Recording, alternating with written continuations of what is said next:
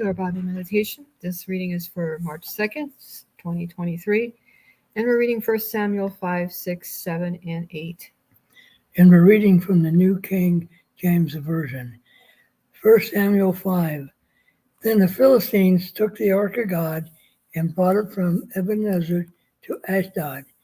When the Philistines took the ark of God, they brought it into the house of Dagon and set it by Dagon. And when the people of Ashdod arose early in the morning, there was Dagon fallen on his face to the earth before the ark of the Lord. So they took Dagon and set it in his place again. When they arose early the next morning, there was Dagon fallen on his face to the ground before the ark of the Lord. The head of Dagon and both of his palms of his hands were broken off on the threshold only. Dagon's torso was left of it. Therefore, neither the priest of Dagon nor any who come into Dagon's house tread upon the threshold of Dagon in Ashdod to this day.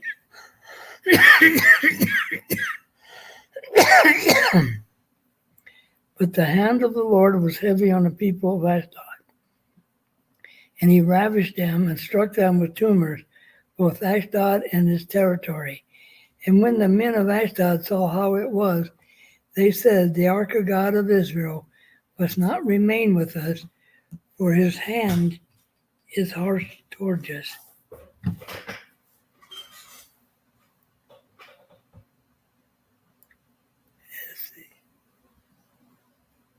The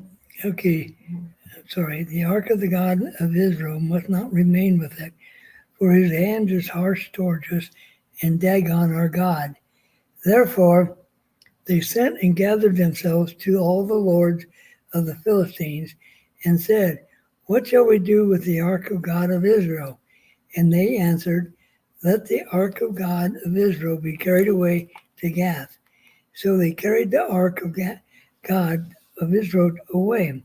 So it was, and after they had carried it away, the hand of the Lord was against the city with a very great destruction. And he struck the men of the city, both small and great, and tumors broke out on them. Therefore they sent the ark of God to Ekron. So it was the ark of God came to Ekron, that the Ekronites cried out, saying, they have brought the ark of God to kill us and our people. So they sent and gathered together all the lords of the Philistines and said, send away the ark of God of Israel and let it go back to its own place, so it does not kill us and our people. For there was a deadly destruction throughout all the city. The hand of God was very heavy there, and the men who did not die were stricken with tumors, and the cry of the city went up to heaven. Wow. Okay, 1 Samuel 6. The ark returned to Israel. Now the ark of the Lord was in the country of the Philistines 7 months. And the Philistines called for the priests and the diviners, saying, what shall we do with the ark of the Lord? Tell us how we should send it to its place. So they said, if you send away the ark of the God of Israel, do not send it empty, but by all means return it to him with a trespass offering. Then you will be healed, and it will be known to you why his hand is not removed from you. Then they said, what is the trespass offering which we shall return to him? They answered, 5 golden tumors and 5 golden rats, according to the number of the lords of the Philistines. For the same plague was on all of you and on your lords. Therefore you shall make images of your tumors and images of your rats that ravage the land, and you shall give glory to the God of Israel. Perhaps he will lighten his hand from you, from your gods, and from your land. Why then do you harden your hearts, as the Egyptians and Pharaoh hardened their hearts? When he did mighty things among them, did they not let the people go, that they might depart?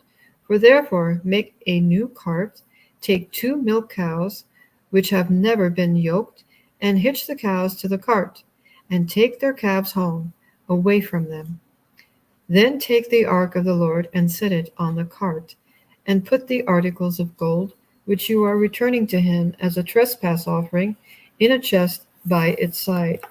Then send it away and let it go, and watch.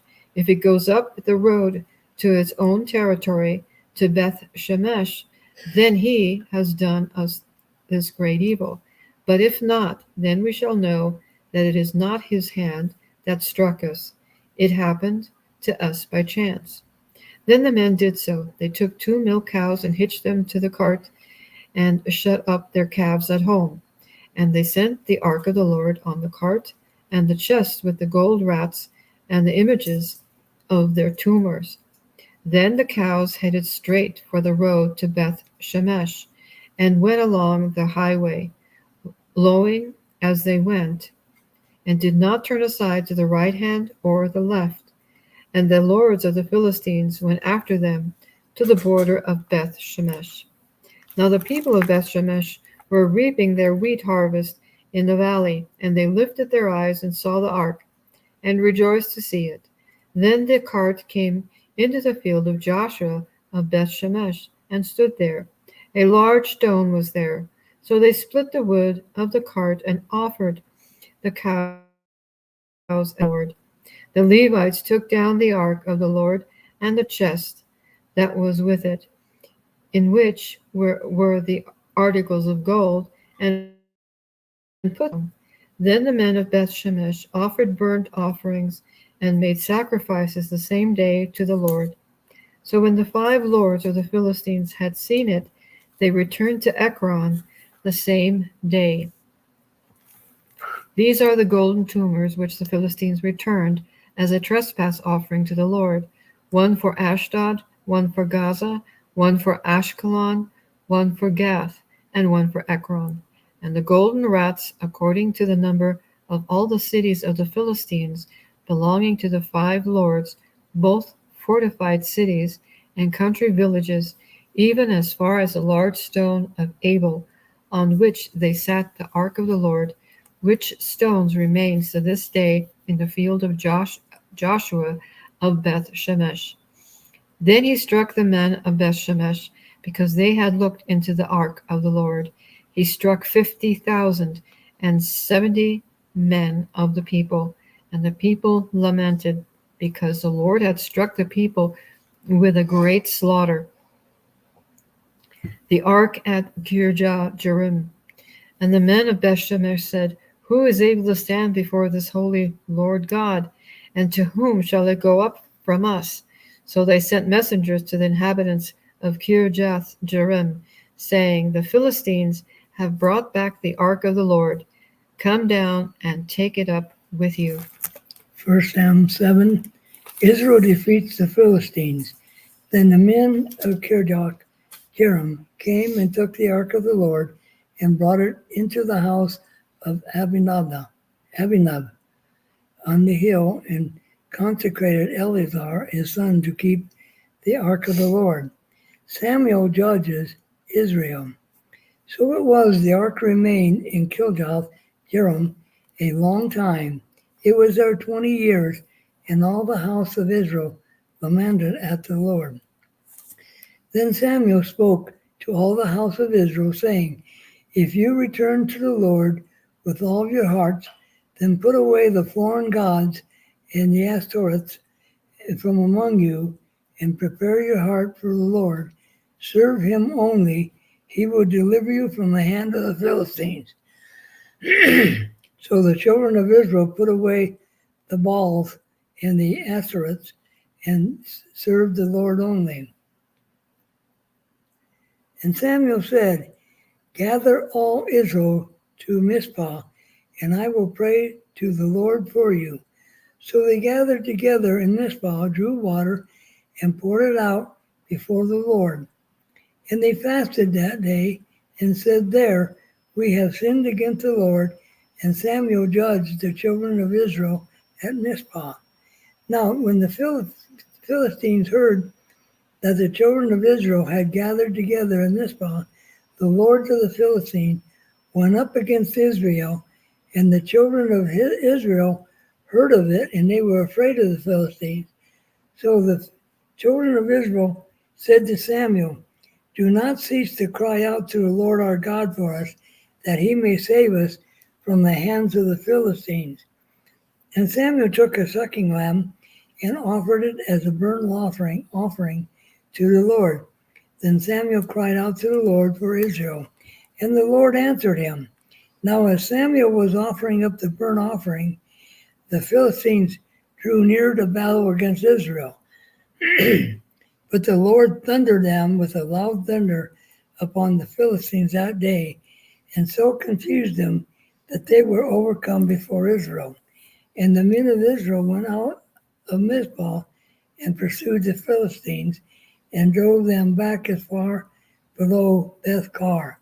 Then Samuel took a stone and set it up between Mizpah and Shen, and called his name Ebenezer, saying, "Thus far the Lord has helped us."